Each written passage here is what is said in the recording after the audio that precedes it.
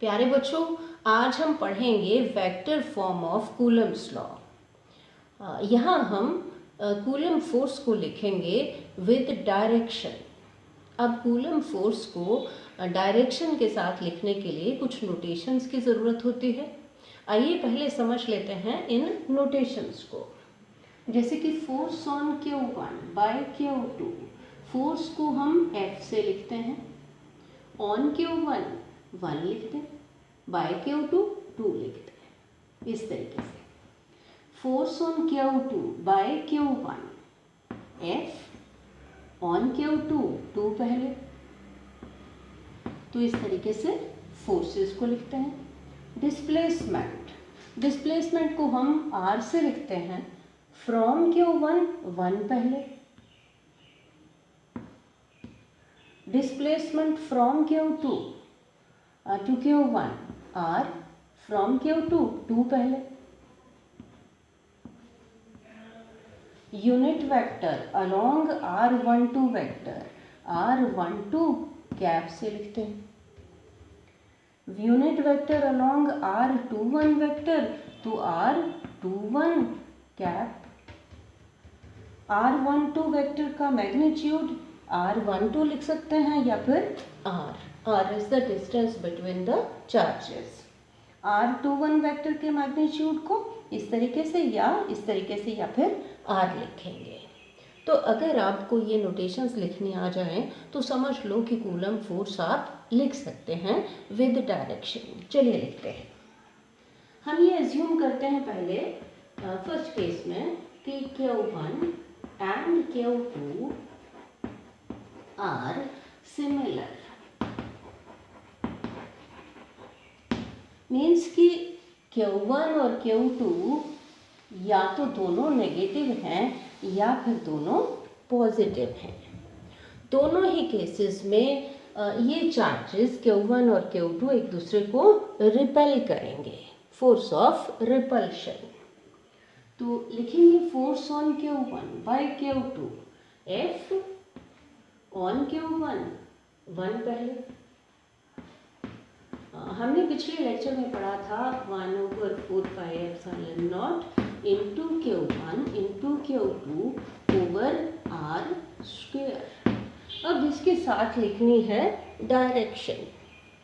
अब ये force on Q1 इस तरफ को रिपेल हो रहा है Q2 की वजह से, फोर्स इस डायरेक्शन में, means from Q2 to Q1, from 2 to 1 R, from 2 to 1 2 पहले, कैप यूनिट वेक्टर।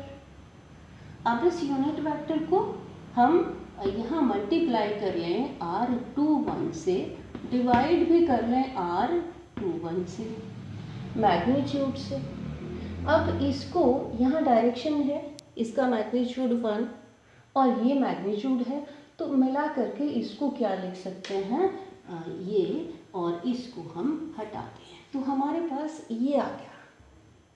अब R21 को क्या लिख सकते हैं, R स्क्वायर और R कितना आ गया, R क्यूब। तो हमारे पास ये एक्सप्रेशन आ गया। This is force F1। चलिए अब लिखते हैं force on Q2 by Q1, F on Q2 2 पहले, तो ये आ जाएगा 1/4πε0 into Q1 into Q2 over R square. यहाँ डायरेक्शन किससे, यूनिट वेक्टर से, unit vector in the direction of F21। F21 2 पे फोर्स जो है वो इधर को लग रहा है, मतलब from Q1 to Q2, from 1 to 2 R 1 पहले, कैप। अब यहाँ पे मल्टीप्लाई कर दें R12 से और डिवाइड कर दें R12 से, कोई फर्क नहीं पड़ता। इसको और इसको मिला के इसकी जगह क्या लिख सकते हैं, इसको हटा के ये वेक्टर लिख दिया। तो हमारे पास इक्वेशन ये बनी। अब r12 को हम r लिख सकते हैं, r स्क्वायर इंटू r कितना हो गया, r क्यूब। तो ये हमारे पास एक्सप्रेशन आ गया r F21 के लिए। अब देखिए इन दोनों इक्वेशंस को, ये और ये सेम, यहाँ ये और ये सेम, ये r21 एंड r12 वेक्टर ये अपोजिट हैं, r21 और r12।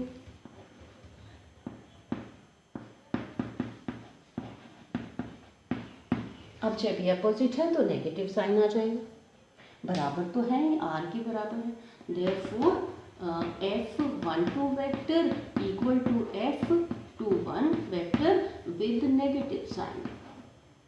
मीन्स कि ये दोनों फोर्सेस F12 और F21 इक्वल हैं और अपोजिट हैं। सो इट मीन्स इनको कह सकते हैं एक्शन एंड रिएक्शन। चलिए अब देखें कि अगर Q1 और Q2 अपोजिट हो, if Q1 and Q2 are opposite, means कि एक पॉजिटिव है और दूसरा नेगेटिव, प्रोडक्ट कैसा होगा, plus into minus, minus, negative means less than zero, और फोर्स कैसा होगा, अट्रैक्टिव होगा। तो इन फोर्सेस को कैसे शो करें, अब जब ये अपोजिट हैं तो Q1 और Q2 एक दूसरे को अट्रैक्ट करेंगे। Q2 फोर्स लगाएगा इस पर, ये हो गया F12, इधर को खींच रहा है Q1, और ये यहाँ हो गया F21। चलिए अब देखें कि force on Q1 by Q2, उसी तरह से F12 is equal to this, और क्या आएगा यहाँ पर डायरेक्शन, डायरेक्शन किधर को, F12 की from Q1 to Q2, 1 to 2 R12 cap.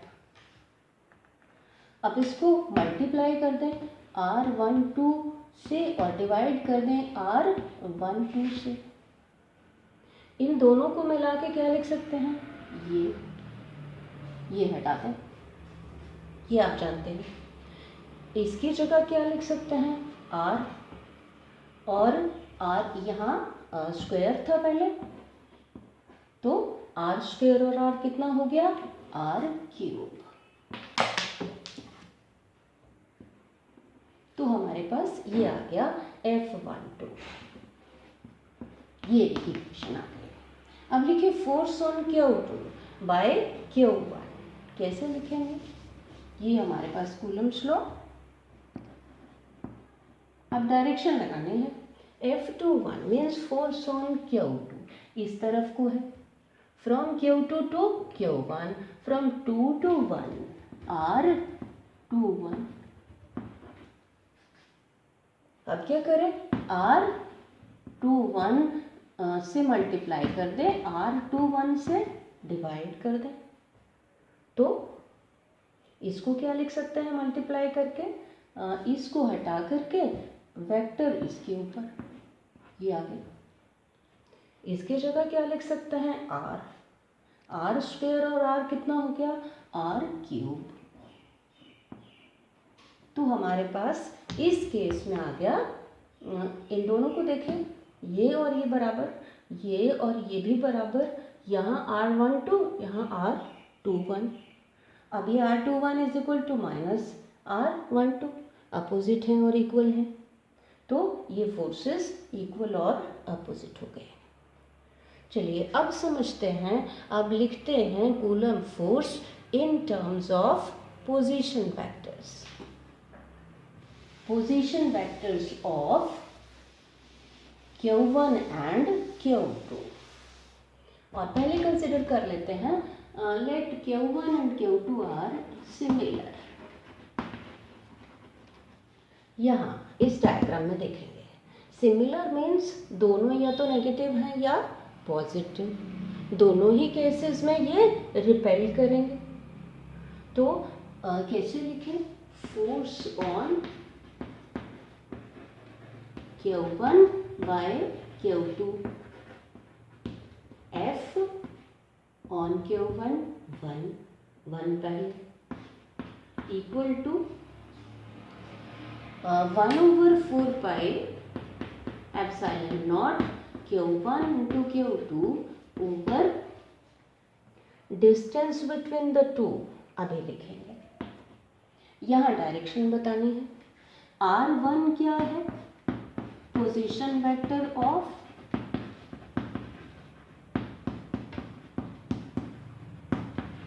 Q1, ये R2 वेक्टर क्या है? Position vector of Q2। अब हमें ये फॉर्मूला लिखना है in terms of R1 and R2। अब देखिए कि F12 इधर जा रहा है from Q2 to Q1, from 2 to 1, R cap 2 R21 cap, और यहाँ R21 स्क्वायर लिख लें। वैसे ये R के ही R स्क्वायर के ही बराबर है, लेकिन क्योंकि हमने फाइंड आउट करना है in terms of R1 and R2, तो हमने इसको ऐसे लिख लिया। अब R21 की जगह क्या लिखें? इसको मल्टीप्लाई कर लें R21 से और डिवाइड कर दें R21 से। यहाँ क्या रह जाएगा? R21 वेक्टर हो गया, ठीक। और यहाँ जो R21 है वो यहाँ मल्टीप्लाई होकर के इसका क्यूब बन गया, पावर 3। देखिए, तो अब देखिए कि हमें लिखना है इसको in terms of R1 and R2। अब इसको हम लिखेंगे in terms of R1 and R2 क्योंकि हमें ये पता है।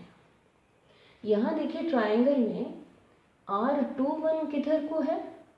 2 to 1, ये R21। इस ट्राइंगल में देखिए R2 प्लस R21।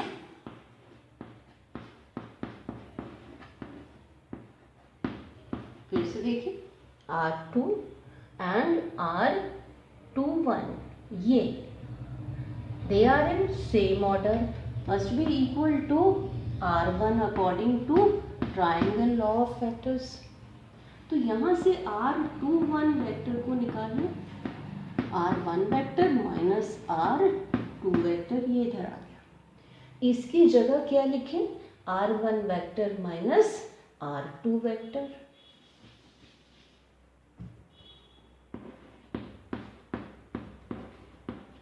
करेक्ट।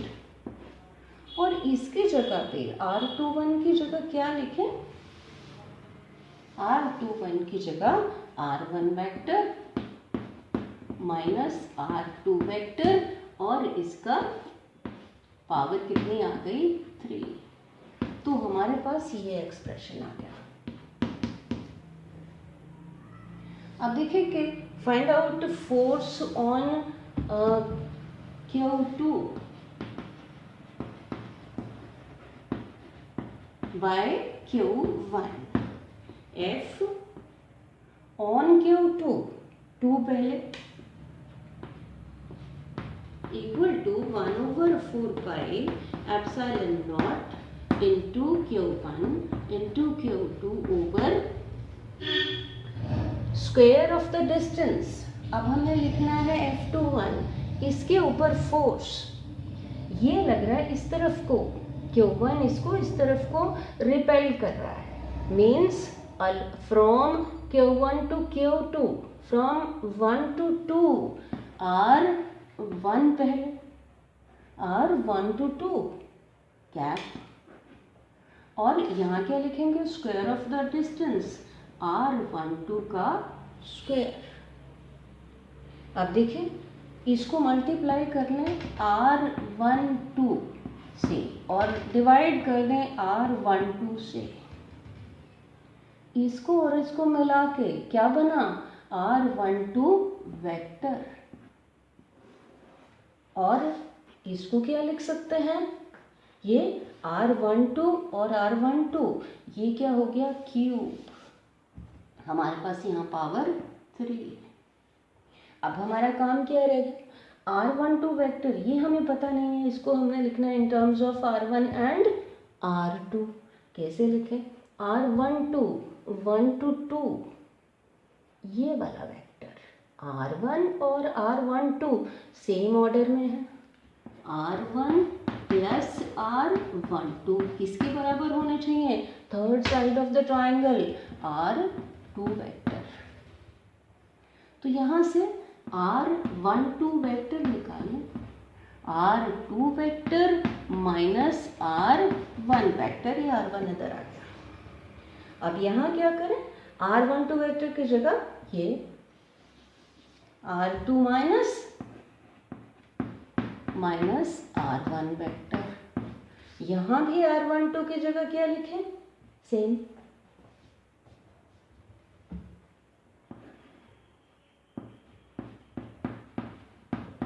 इसका मैग्नीट्यूड पावर 3, तो हमारे पास ये आ गया। ये इक्वेशन F21 के लिए, ये F12 के लिए। यहाँ भी पता लग रहा है कि ये दोनों इक्वल एंड अपोजिट हैं। चलिए अब बात करते हैं कि when Q1 and Q2 are opposite, उस केस में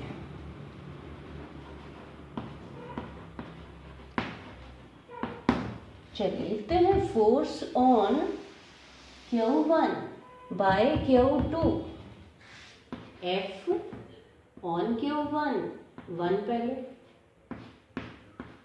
1/4 pi epsilon naught Q1 into Q2 over.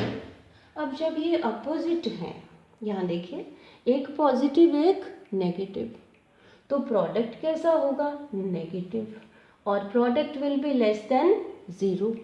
Force कैसा होगा, अट्रैक्टिव, एक दूसरे को अट्रैक्ट करेंगे। फोर्स ऑन Q1 ये इस तरफ को है, means from Q1 to Q2, from 1 to 2 R1 पहले, R12 कैप, और यहाँ square of the distance R12 square. तो देखिए कैसे आगे चले, R12 से मल्टीप्लाई करते हैं, R12 से डिवाइड करते हैं, कोई फर्क नहीं पड़ता। अब यहाँ ये और ये इकट्ठा करके क्या लिख सकते हैं, ये वेक्टर, और यहाँ से ये हट जाएगा। इसको और इसको इकट्ठा कर दें, पावर कितनी हो जाएगी इसकी, 3। ये आ गया आपके पास। अब R12 को हमने लिखना है in terms of R1 and R2। अब यहाँ देखिए कि R12 vector plus R12 1 to 2 इस तरफ ये वेक्टर, तो R1 प्लस R12, तो ये किसके बराबर हो गया, ये R1 ये R12 इक्वल टू R2। यहाँ से वैल्यू फाइंड आउट करें, R2 vector minus R1 vector, इसकी जगह ये लगा दें, कितना आ गया, R2 माइनस ये आ गया, और इसकी जगह भी क्या लिखें,